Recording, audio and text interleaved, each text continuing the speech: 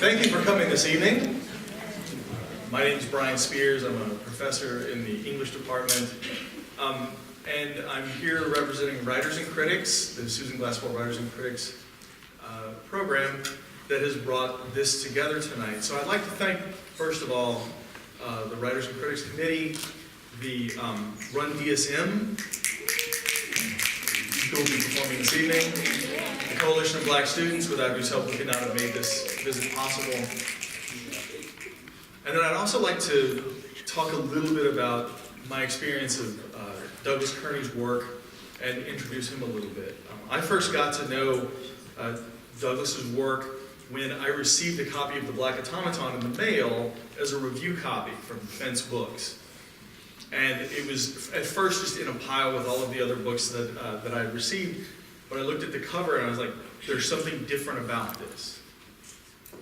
And I popped it open and I started reading the poems and I started looking at how they were placed on the page and how they worked in multiple ways, how they begged you almost to get into them from multiple angles.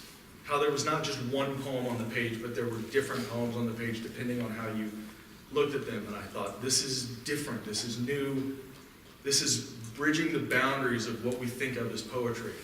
This is playing with the notion of genre as we understand it. And from there, I started looking for more and more of his work, and I taught The Black Automaton in the classes that I was teaching at Florida Atlantic University, and my students looked at them and we discovered Doug's work when he read his poems aloud.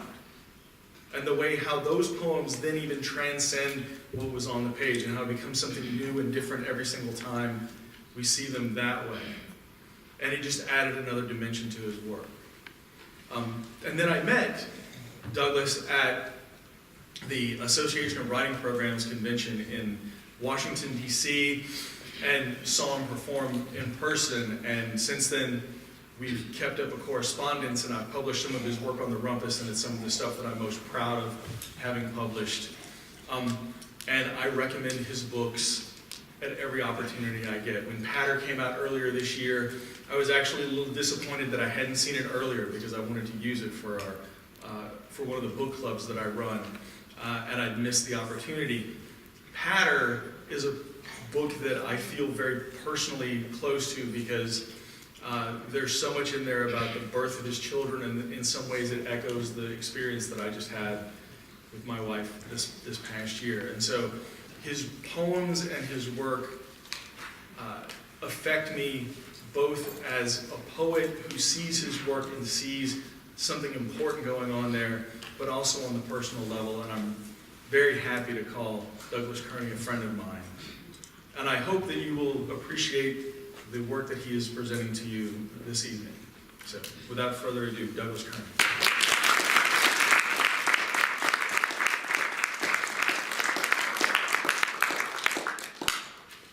But I'm not going to do anything right yet. Thank you all very much for coming out tonight to support your colleagues, friends, and visitors. I'm going to begin tonight in the capacity of an MC, introducing some of the readers that we have. Also, I'd like to give the thanks to the Writers and Critics, RunDSM, and CBS. I had a chance to chat with some of the folks from CBS today. Yes? Snap. Because you're in a library and clapping's not allowed. So yes, snap and do all that. But I want you to keep that energy. Don't use it all up on my charming introductions. Use it up on the people who are going to be reading. So what we're going to do is we're going to have a few readers, then I'll interrupt to mess up the flow, and then we'll have a few more readers, and then I'll hog the mic for a while. Does that sound okay? Okay. All right. So first up, I was given bios for each of our speakers tonight. And so I'm going to be reading from those bio sheets right now. Our first poet is actually the inventor of the helicopter. And in addition to inventing the helicopter, has constructed an entire cityscape out of dried macaroni noodles. Our first reader tonight is Bow. Give it up.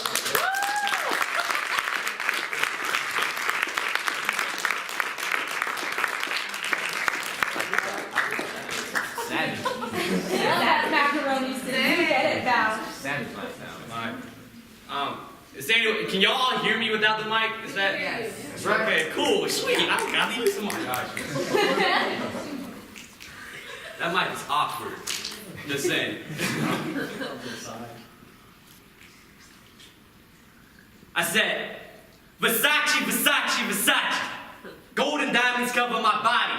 Dropped 100 grand on the wrist, 2 G's on the kick. So let me tell you, if it ain't Versace, it ain't shit. Yo, that's money every time my clock tick-tocks. Don't believe me, just watch. Yo, don't believe me, just watch. That's 100 grand on the watch. 100 grand on the watch, that's 3 years my mom and her job. 3 years my mom and her job, and I dropped 2 G's just to walk, 2 G's just to walk. G's, now tell me how I sound when I talk. Saying Versace, Versace, Versace, but I hide my soul behind rocks. I sold my soul for these rocks, and you ask what the hell happened. I guess I'm just addicted to the flash, and high-end fashion got me tripping over kicks that little kid stitch, cause they're broke. Yet no one gives a shit, cause those stitches make that swoosh richer. And I choose to forget it, cause those shoes look so dope in the pictures. We look away, cause we don't like the bigger picture. But picture this. Spent my whole life trying to be a star without a vibe. Wore kicks like Mike, I could be where they are, but I wore 2 chains and big rings that could get my name in lights. So I write rap songs about things like fame every night. And when my mom gave me lunch money, I would buy the newest gear so I could fit the part.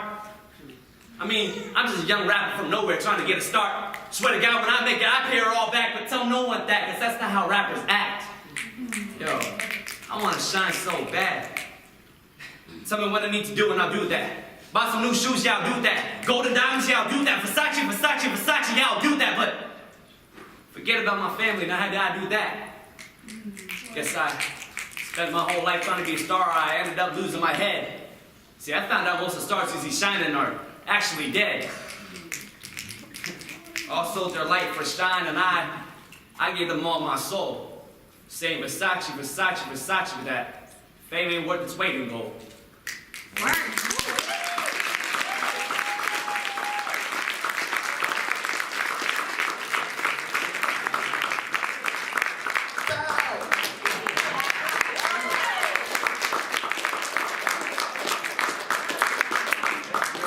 Opening it up with that beautiful work. And that's exactly what we want to do here tonight, supporting each other. Thank you very much.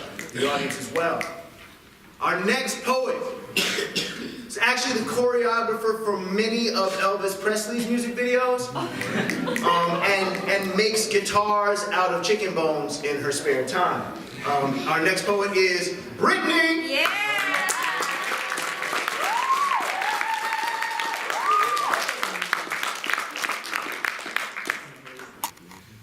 Get it. Can all of you hear me? Yes. Yeah. Don't be nice. Be nasty.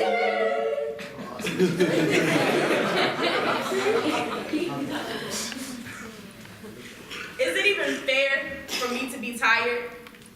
How much do I have to go through to feel this way? I've only lived 20 years, which makes you laugh at the thought of me even thinking I might be. But that 20 years is on top of the 129 prior. And that's only counting the struggle to be accepted as free. Throw in the legal bondage that ripped apart my spirit and demolished my identity. I am tired because this country has confused me so much, I don't even know me. All people are created equal. Your skin is a little lighter, a little better. Hair a little longer, but mine is stronger. All people are created to think equally. Ideally, we would ignore the fact that the blood making you better is from an enslaver, a master that didn't give 2 fucks about the lighter skin and stronger hair. To that master, we were equal in the perfect new world that enslaved our people. I am tired of not knowing that your agenda is offensive, oppressive in a way that causes me to be defensive. Your words wrap around my actions, closing in like a noose, suffocating my will to be loose. Where am I?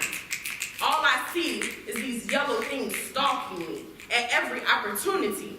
This maze causes a daze so strong that leaves you amazed. You praise the fact that another man down was just another brown boy whose blood tainted his skin. It is his fault those bullets pierced pierced his soul, ending his life of sin. Who am I?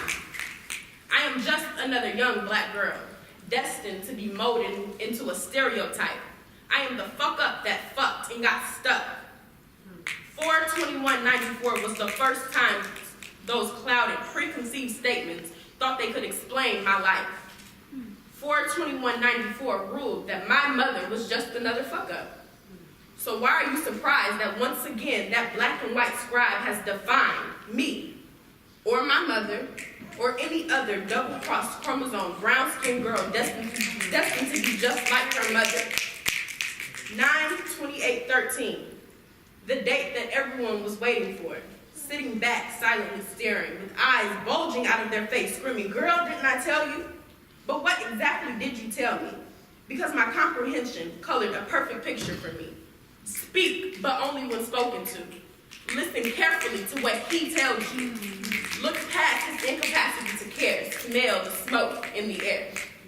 The confinement of your teachings filled my lungs like the smoky scent drifting past my sons.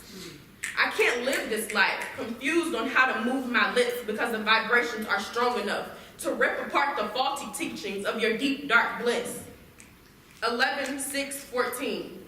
It's time for me to change this story. No longer will this world consume my fate.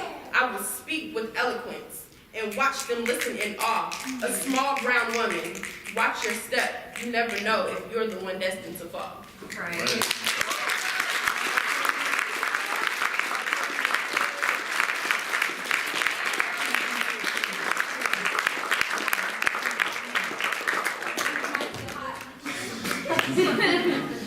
Damn. Thank you, Brittany. One more time.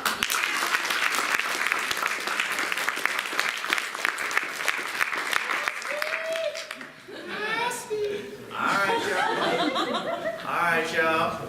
Next, up to the stage area,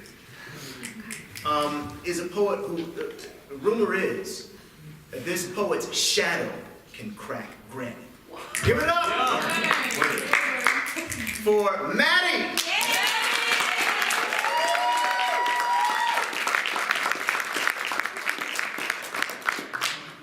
You got it, girl. I'm not gonna use a mic, can you hear me? Speak up. Louder. Speak up. Turn the volume up. Can you hear me? Yes.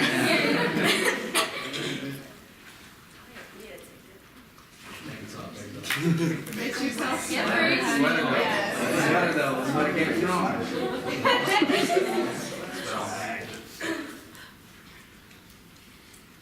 Boys don't care about a classy woman. They want a trashy woman.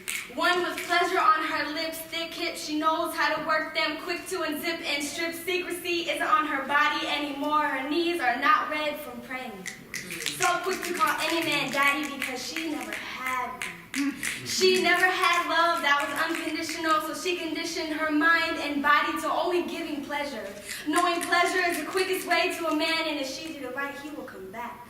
Come quick, leave, come back, repeat, come quick, leave, come back, coming back is something her father never knew how to do. She has daddy issues. Perhaps she is just following her mother's size 9 baby fat footprints down a path of heartache. Tried so hard to wrap her head around the right way to love, but found her lips wrapped around his head instead. Is tired of only getting love in the bed. She wants to be hugged when times are rough, not squeezed with lust because he likes it rough. Not lips a scent of lies, empty hollow words. She knows her worth, but is too poor to pay for it. Husband pays her attention, relieves his tension when he mentions his wife ain't doing it right. Lonely nights she sips from a bottle of infatuation until she can love herself with the lights on and chases it with promises she promised herself, like declining all those late night booty calls. Now she's hungover off the dreams of what she could have been. A wife. One with a fat diamond on her finger from a man that is proud to claim her, but those dreams are stored away in a filing cabinet because the clock has run out of redos. Daddy issues.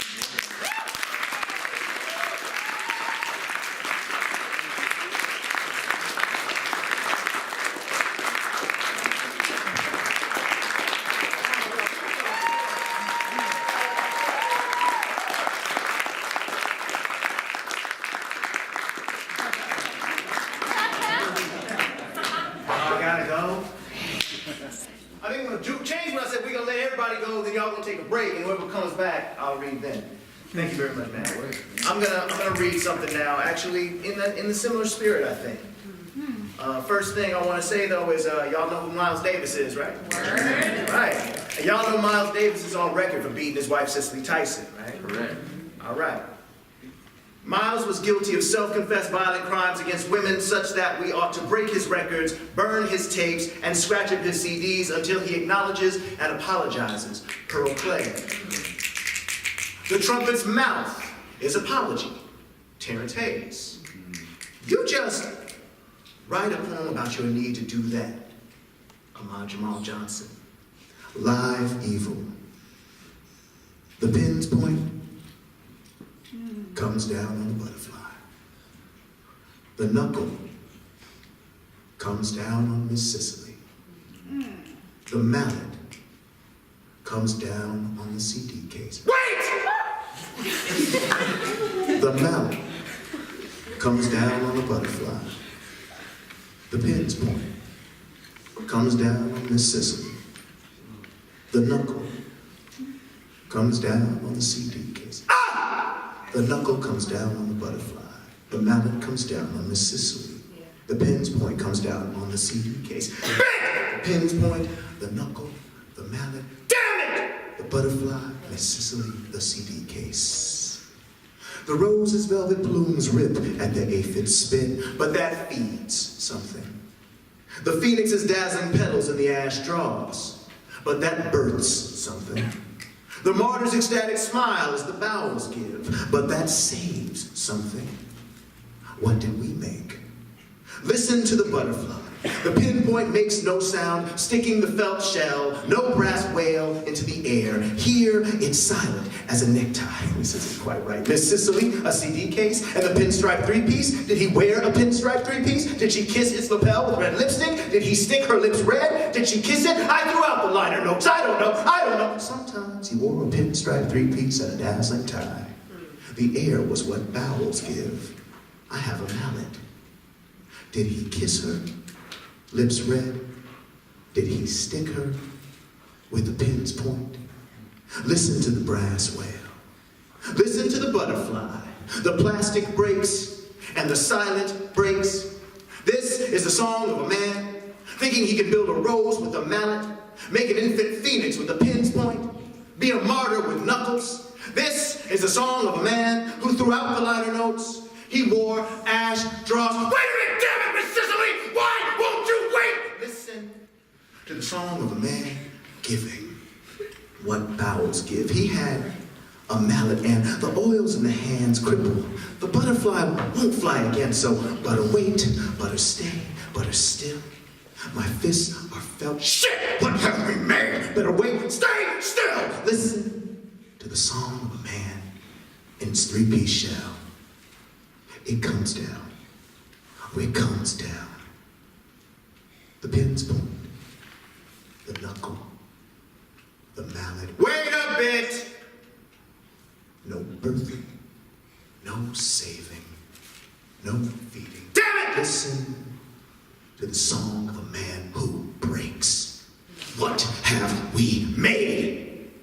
Word.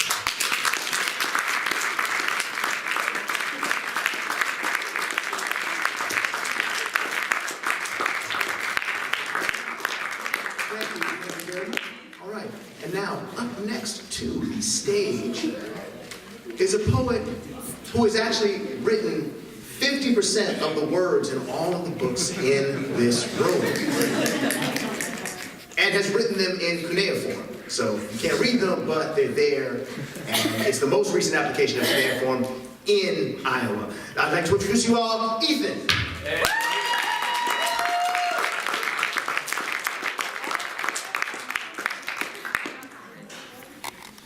Can you guys hear me?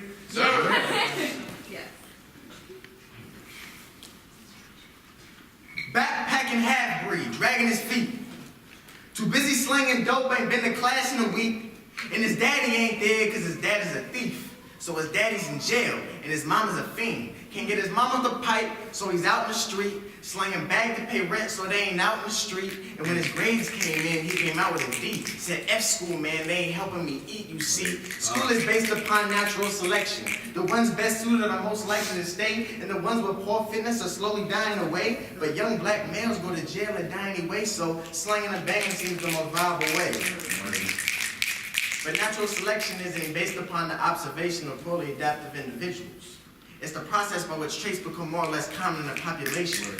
I learned that in AP biology, where I ponder on girls who are biologically barred from attending college because a baby who is born to a baby who is not financially stable is a burden, because your financial aid kit cannot save that teenage kid.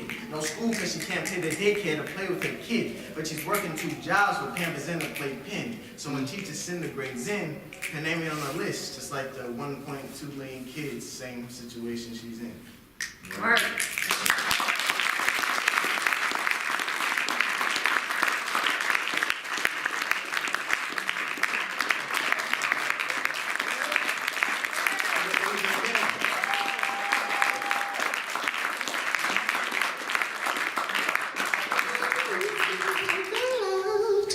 Okay.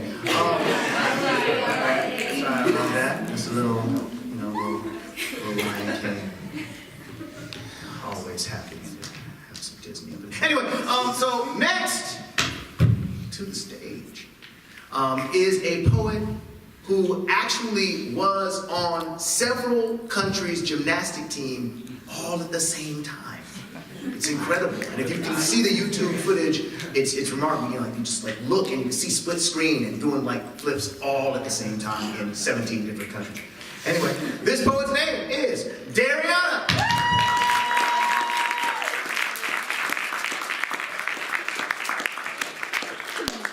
Get some. Okay, not gonna break the trend. Don't break for me either. We got you. Fuck you, westernized standards of beauty. I was 5 when I got my first relaxer, religiously 4 times a year for 14 years after. 54 chemical straightenings later, and I still feel like I got an itch that I just can't quite scratch, a scab that I can't help but pick at. I was 19 when I cut off 4 inches of my hair for what I thought was the hell of it. Still wasn't enough. Still weighed me down. Heavy was the burden of trying to fit into a box that was never made for me. Straight hair was never meant for me. 4 months later, when I cut off the rest of it, tossed my self-hatred in the trash can with the rest of the unmentionables, stood in the bathroom bare as the day I was born, stared back at and behold the black woman beauty in the mirror. Took 20 years to introduce and accept me as me. Dear black woman, who taught you to hate being what God made you? Dear black woman, cleanse your taste palette of self-hatred. Forget what it feels like against your tongue. Relearn how the mouth moves when speaking its native language. Give it back to the person who told you that it wasn't okay to embrace the African motherland that is your body. Deny them opinion if they lack melanin. They've never seen a beauty like yours, sister. Forgive them, for they know not what they say. Queen, black mother of the earth, your hair ain't nappy. It's natural. Those curls, that kink, roots that done slave ship cross continents to get here. It be your birthright. Respect it. Hair that defies gravity stands up on its own. It be no pushover of a woman. It be not tamed by chemical, by American. It does not lack volume. No turning it down for someone else to feel comfortable. Wear it big, wear it's loud, loud enough to make everyone in the room avoid eye contact. Dear white America, my curls be pissed.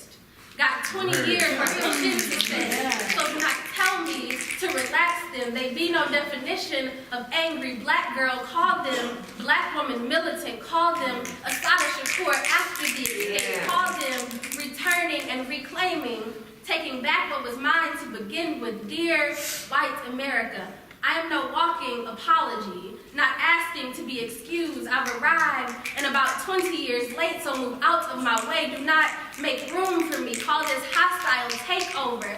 I found Africa in my veins, and she lit a fire in my spirit. I am back with the vengeance, and no, my curls ain't sorry, and we be nobody's conformity. Still got a lot of shit to say, so do not tell me to relax them.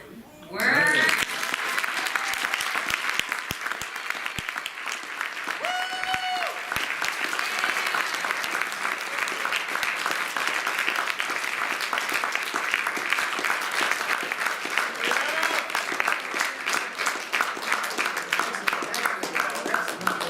Excellent. All right, we have one more poet before I get up and spit at people for about 20 minutes. This poet, what can we say about this poet? You guys have heard Prince, right? Word. Well, like, all of this poet's work is on, like, Prince's iPod. That's just what y'all know. Right? When Kendrick Lamar, like, wakes up in the night screaming, it's because he just dreamt he has to follow this poet. I live in Los Angeles area, like north of Los Angeles, and you can hear K-Dot scream, haunting the night like a ghetto bird. Whenever I hear that scream, I just say one word, 2 syllables. Susan.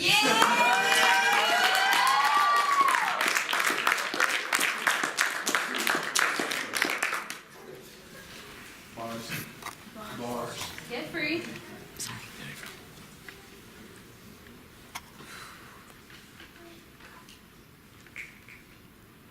When your daughter finds hollow Marlboro boxes scattered among 30th's overgrowth, she still suspects they are yours. The way they line these street corners remind her of headstones in a cemetery, your name engraved in the marble all the way down the road.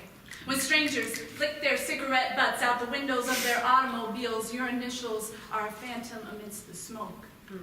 She still inspects the cardstock for invisible ink, searching for some indication you owned them because she can't convince herself they don't belong to you anymore, that you gave them up. Your little girl of 17, still insecure enough to stumble over her sentences and tug at the ends of her hair when she is nervous, is old enough to know old habits die hard. Word. That the secrets you thought you could bury beneath myriads of black-eyed Susans and creeping Charlie will never compensate for the carnation she will never lay across your grave. You always said you would rather cremate as your body became a fireplace.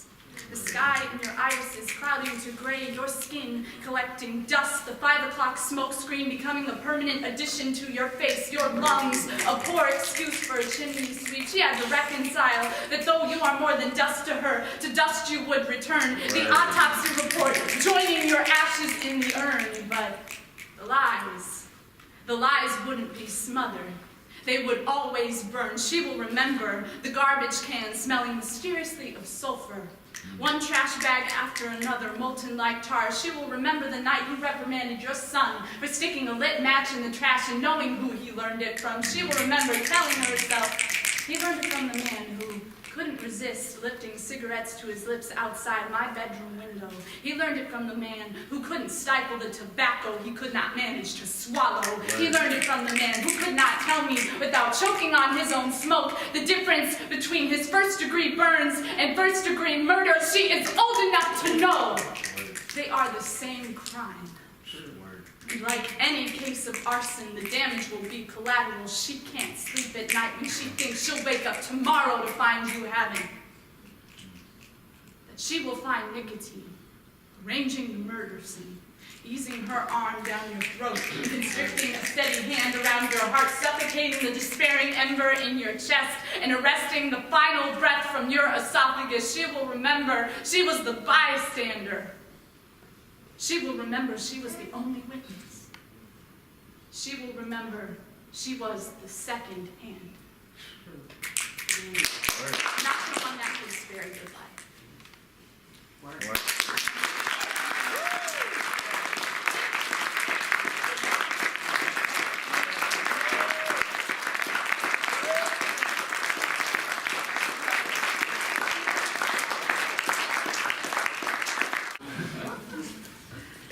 extra poet. Oh, I had no idea. Ladies and gentlemen, welcome to the stage. Allow me to introduce to you, just snuck in the back door. Ladies and gentlemen, it is Kearney.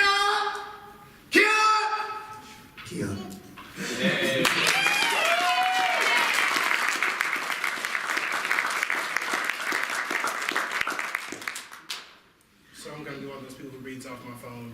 Can everybody hear me? Yes, sir. It's evening now. We're alone in some soft place. Moonlight accentuates the details of your face. And I have a request. Tell me a story. Tell me how you learned to look at yourself and smile. Tell me when the truth stopped hurting. Tell me how you came to understand that love was more than holding fiercely to something until all the air was out of it and its face turned blue. I want to know. I want to know how it is you fix your mouth to tell somebody, I love you. And best kept secret number 93 is that you hate yourself. Tell me how you came to understand that lonely and alone were not necessarily the same animal, but in a dark space, who cares enough to give a fuck? Tell me when you learned that the worst betrayal were the lies you tell yourself. The little bits of yellow light so sweet you fall asleep and help yourself make it through the night. Tell me when dawn, the first light of day, stopped insulting your ambition to never see it again. It should have all been so different, and what if it was? What if you had told sooner? Let your lips slip. Tell them what you feel so heavy. Unpack your suitcase in the middle of the goddamn floor and let everybody see just what was inside. Tell me a story, dog, and I promise to listen well. I'm dying to know how it'll end. Oh, such a dark and twisted tale. Thank you.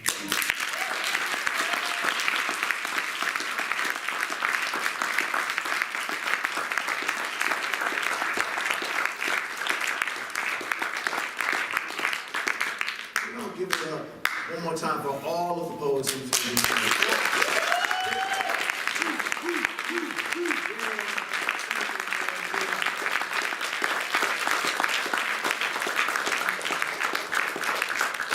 Thank you very much for coming out. Thank you for blessing the mic and stage area. All right, I'm gonna set my timer just so I don't go on all night. People got stuff to do. I'm going to do about 25 minutes, so I hope that's all right. Thank you. Thank you. We begin with a peppy poem about the Middle Passage. Now,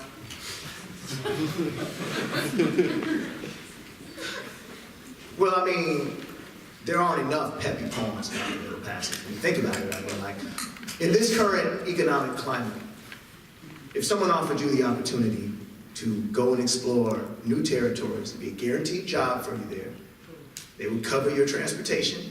They feed you occasionally, beat you only sometimes. And you would be able to start an investment in a country, a kind of a fixer-upper, that after, 500 or so years, you might actually start to see some return on investment. You just have to be willing to work hard and believe in a dream. So I wanted to write a peppy poem for the Middle Passage, that part of the triangle trade that brought Africans from the old world to the new. Because, as I said, there aren't enough peppy poems about it. It's important that we remember that oftentimes in the interior of the continent, the people who sold the Africans to the slavers were other Africans. You must remember that the concept of Africa as a continent that should be unified comes after it was parceled out. So this peppy poem addresses certain parts of history. But there's one other thing you have to be aware of. Two other things. There's sharks in this poem. The reason why there are sharks, how many people here have ever fed pigeons in a park or seen it done on TV? Right. Excellent. Get some snaps for giving pigeons things that aren't Alka-Seltzer. Well, animals will eventually become domesticated to follow and go to spots where humans are if there's food there. So sharks would follow the slave ships because oftentimes human beings were tossed overboard. There are a few other things cited in this poem, and then I'll begin it. Parliament, the governing body, Disney's Little Mermaid, T.S. Eliot's love song, J. Alfred Prufrock, and Robert Hayden. This poem is called Swim Chant for Nigger Merfolk, an aqua boogie set in Lapis. Never learned to swim, but me sure can't dive. Over a million shipped, wow wow. Over a million shipped, wow wow. Let your fish bones slip on in, let your fish bones slip on in, let your fish bones slip on in, let your fish bones slip on in. Make a wish, be blackfish, make a feed, be black bleed. It's coming, coming, coming. Hammerheads, hammers head to ham, or head till hammers fed. Oh, there's company knocking, knocking. Great white jaw, great white jaw, juju. No, there's company dining, dining. Dumpy Guppy say stay we in azure amber. Can't remember. Oh, there's company haintin', haintin'. And all about was a darkening cloud, the gullets filled with brine and kine. Cattle, chattel, charming channel with a deep breed. See all about that darkening cloud, the gullets full of water and the gullets full of slaughter. Assault, old charming channel with a deep blue sea. Beside and slides its foaming shroud, sure no one will see.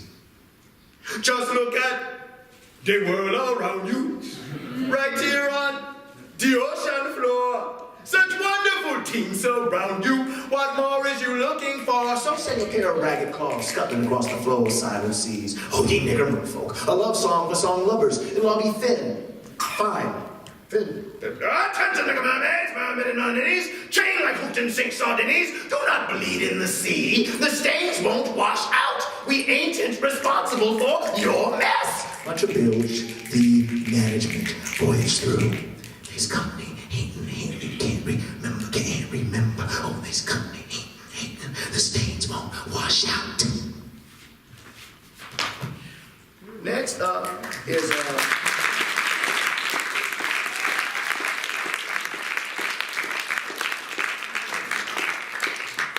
So next up, I'm gonna do some other poems that are in close proximity to water.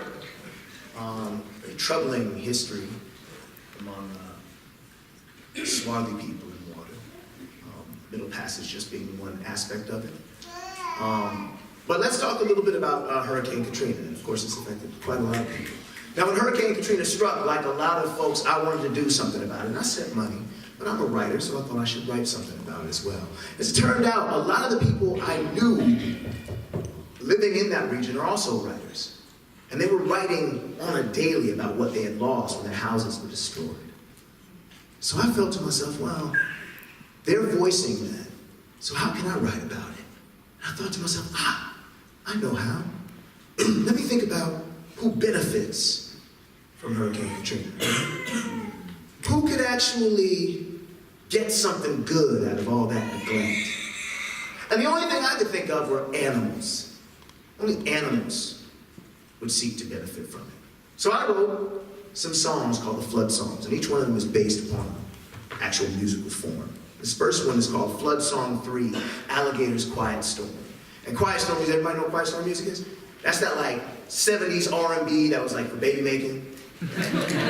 Smokey Robinson, so it'd be like, soft, warm, quiet storm, break it down. So anyway, this is Flood Song 3, Alligator's Quiet Storm, a song to his lover.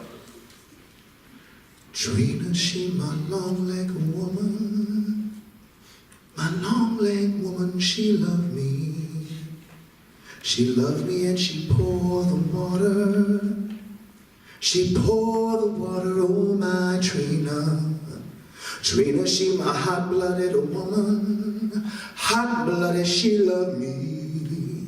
She loved me, she'd eat my kettle, heat my kettle, oh my Trina. Trina, she's strong, I'm a woman. Strong woman, she loved me. She loved me and set the table, oh my Trina. Trina, she my good-handed woman, my good-hearted woman loved me. She loved me and served up suppers. She served me, oh my Trina. Trina, she my big-out woman, me big-out woman. She loved me, she loved me, she give me seconds, oh my. Flood Flood Song 2, Water Moccasin Spiritual, actually is using a technique that many of you all, if you listen to Jay Dilla's music, might be familiar with. It's the chop, right? So with this style of music, this style of sampling, you take an original song, you chop it up, reconfigure it, and create an entirely new composition. Now, the water moccasin is, of course, one of the most venomous snakes in the Gulf region. Flood Song 2, Water Moccasin Spiritual, it chops up an old Negro spiritual. Wade in the water, wade in the water, children, wade in the water. God's gonna trouble the water. Wade in the water, wade in the water, children, wade in the water. God's gonna trouble the water.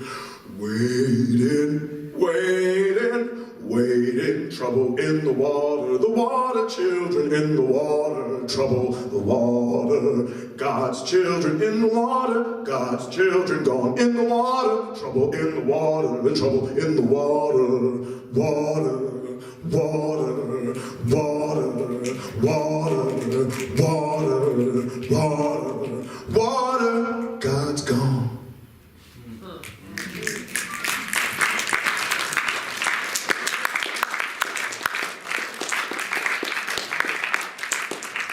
And one last flood song. This is another kind of cheerful song, and it's a drinking ditty. And I know none of y'all know anything about like drinking songs because you guys don't do that, of course. This is bad for you. But anyway, this is Flood Song 4, Mosquitoes Drinking Ditty. Drink every hour, next up this hour, and every hour after was born down in the river. There's enough to go around. Drink every hour's next on the hour, and every hour's after was browned in the river. There is not to go aground. Drink every hour, neck up the shower, and ne'er a shallow after was born down by a river. There's enough to go around. Drink every hour, next up this hour, and every area rafter downpour upon the river. There's sea loves to go ground. Drink every hour's messed up this hour's, and devilry so after were burned down by the river. Enough to go around. Drink air is next, or up the ebony land is air hereafter. John morsels bite the survivors go around. They are enough.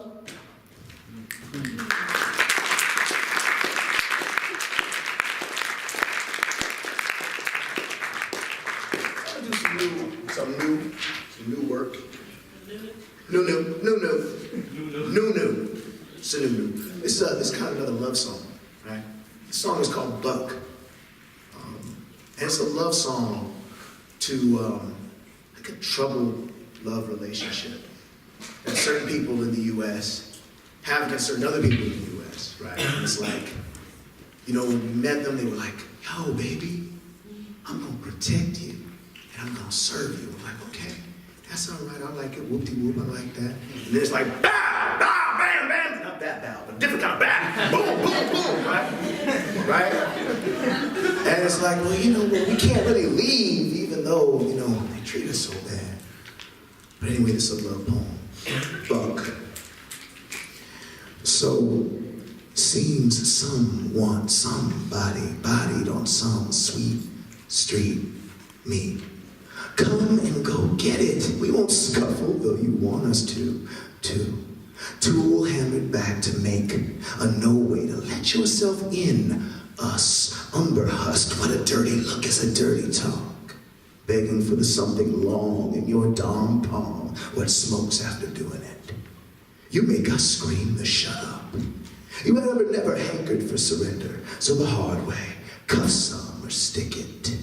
Such a hurt when you rush, don't sweat, don't fret, you've never done this before. Just pretend we're not real. Too dark to tell. Let's roll. We were fondling for your peace and finger banging the register, peeked through convenient plexiglass and face down, assed out on the lawn till we popped and the orange juice came out us. Since our middle finger resisted and lunged, shivish, fit to shoot shot, while the woofers woofed their stiff trap beats, you said, and wanted in the buck, so buck us and we'll buck up after by candlelight. Pedal arrangements and we shall, like fucking champs, we. And you're some machine, ain't you? all up in it. So we gotta be down, up to here.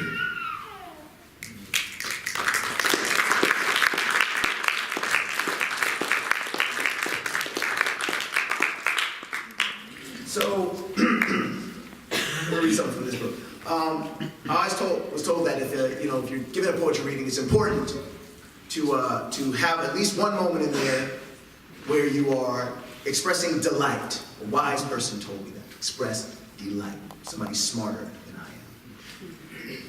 So, this next poem is called The Miscarriage, a list of 10 euphemisms for use in stage banter.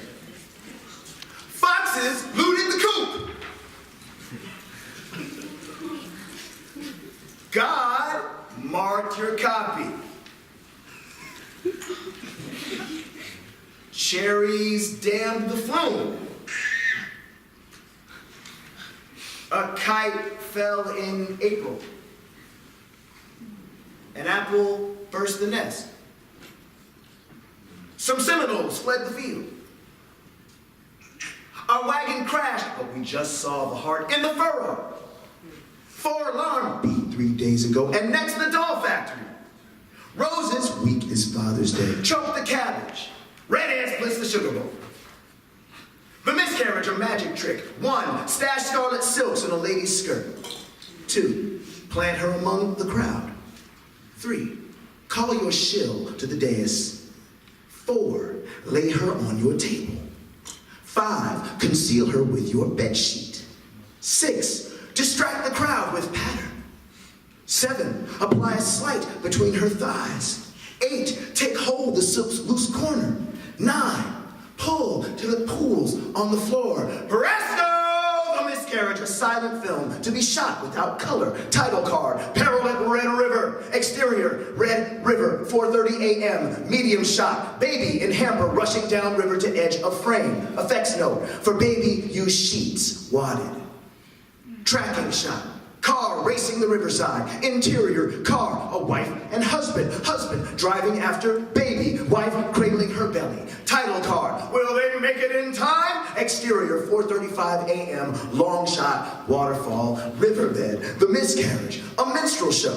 Husband, peel your peoples of their segments. It's immediately says your beloved. I here's not a cock crow, but a crow crow. Morning broke not water, but tomato. Listen, my darling, and I tell you not to consummate melon in our palate. Consummate? Present tense of consummate. But smudgy poo, if it not makes to eat sweet Georgia ham, anatomically speaking, mustn't my palate get a piece? Look at here, smoke screen, ain't shit atomic. Thought this watermelon juice spilled between my legs. She's the glory page. Then I ain't red-handed, you're red-gammon. Take melonade if I ain't ate any. Besides, I ain't seen no seeds by your fanny. Hog slopping, they making Georgia ham seedless now. This thing's the thing. Seedless? Then alas, I guess I's undue. Yes, undue, and she done, so I's undid. They cakewalk to the wings. Enter Bones, the miscarriage, a bar joke. 2 guys walk into a bar. First guy says, yo guy, why so down? Second guy replies, my wife just had a miscarriage. First guy says, I know exactly how you feel. I just had my girl get an abortion. The miscarriage, a poetic form. Internal rhyme, perfect. Internal rhyme, perfect. Internal rhyme, perfect. Internal rhyme, perfect. Volta. Internal rhyme, slant. Internal rhyme, slant. Internal rhyme, slant. Volta. Internal rhyme, broken.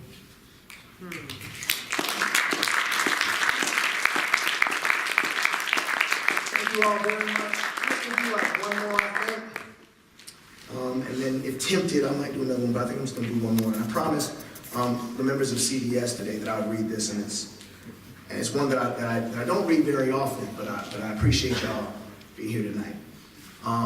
This is called Malik Considers the Winter Semester. And the first thing you have to know is that it's a poem about loneliness. Again, I nuke the mug that you gave out, and water turns to heat. The steam rises, then falls, like it can't get out of bed.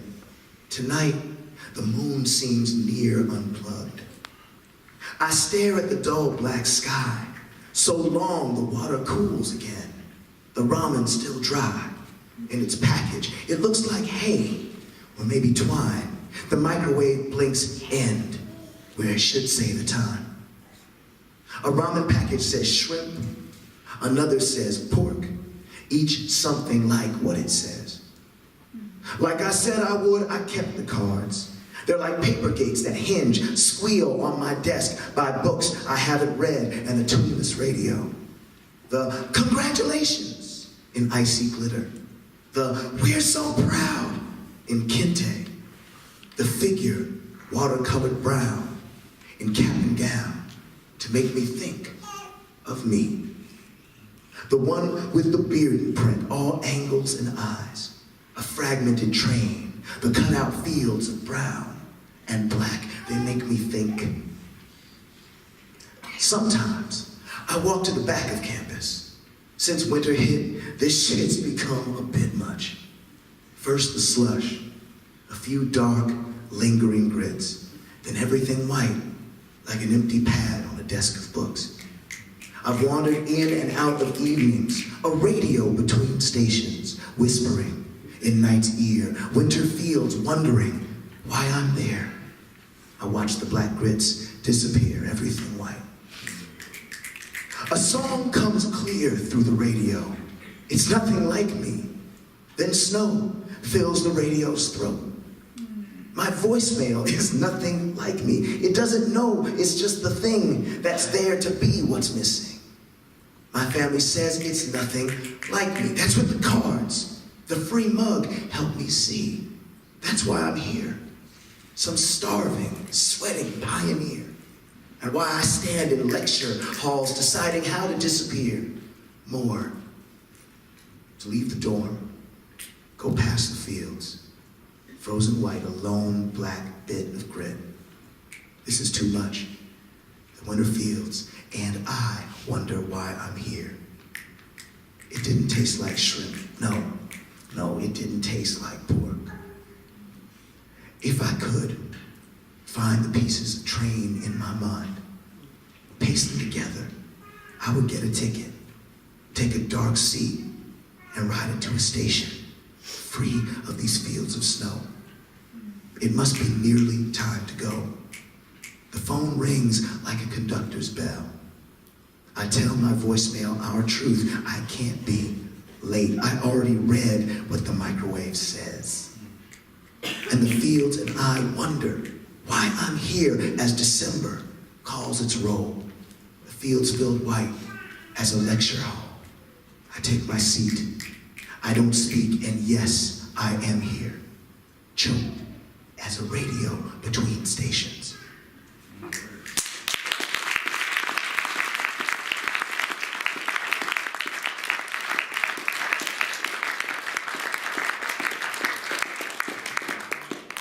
I'm gonna read just one last thing, and I'm gonna go let y'all have the evening. There's probably some brownies or something out there. Something happening, like in that capacity. But I wanted you all to give one more round of applause to all the poets who came up earlier.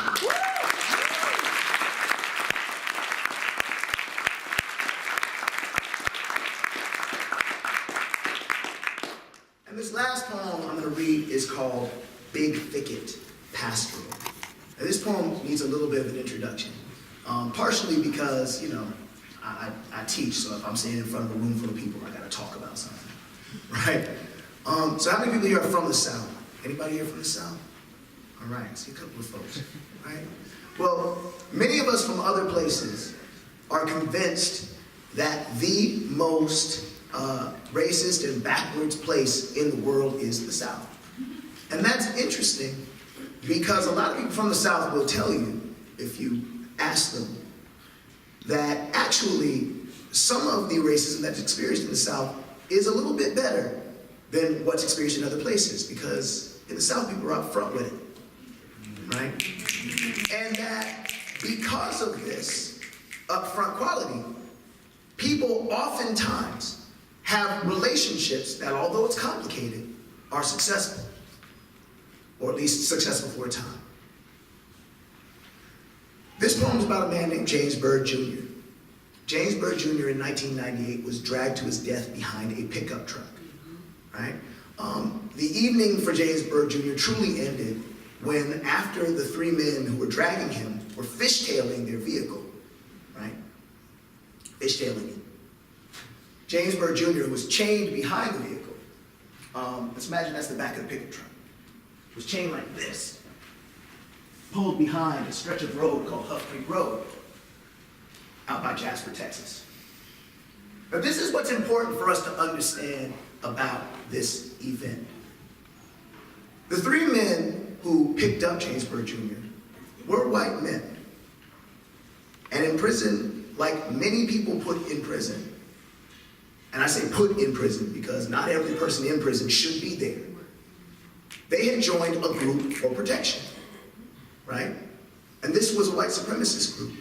But even so, two of these men, when they saw James Byrd Jr. walking drunkenly home from a party that night, that fateful night, pulled over to give him a ride. I want you to understand this.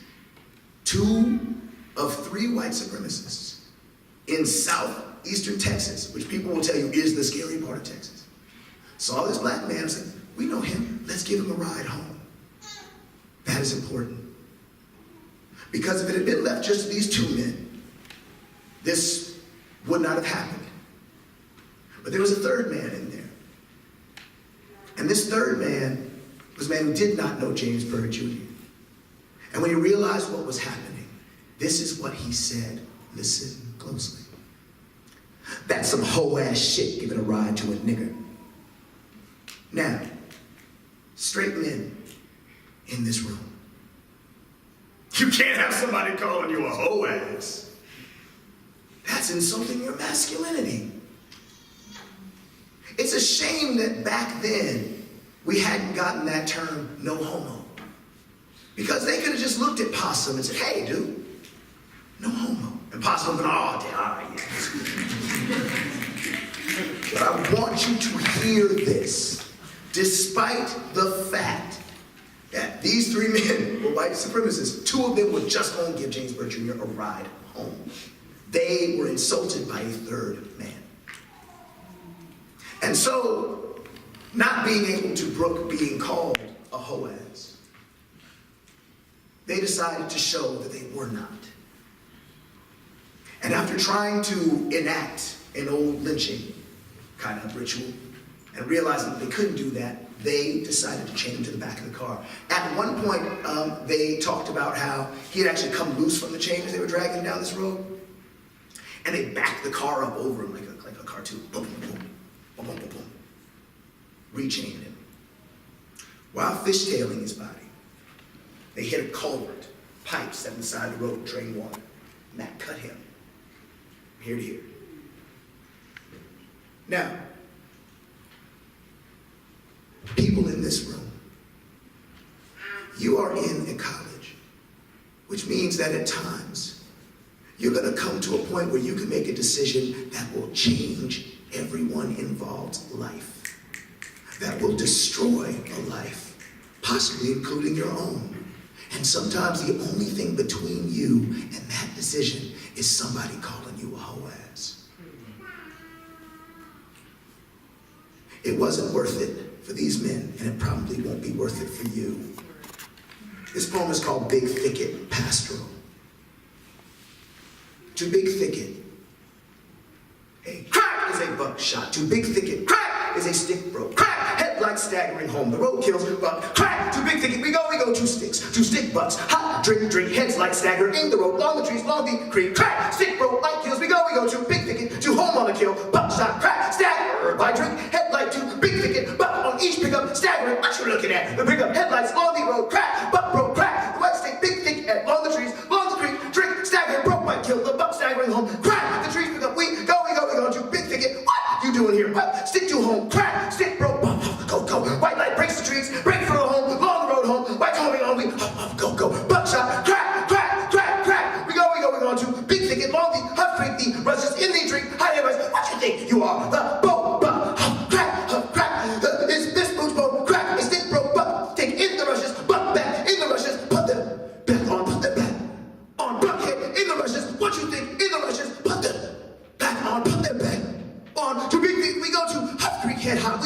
two heads staggering along the trees. The staggering creek head, the rushes crack, his stick broke, the creek breaks, the hot light, big thicket, we go on to White House to Buckshot, the long road home, we go on to Big Thicket, Rough Creek Road, drunk pickups, roadkill staff, ring pumps, hot drunk headlights, rushes, Huff Creek Road, pickup rushes, drunk heads,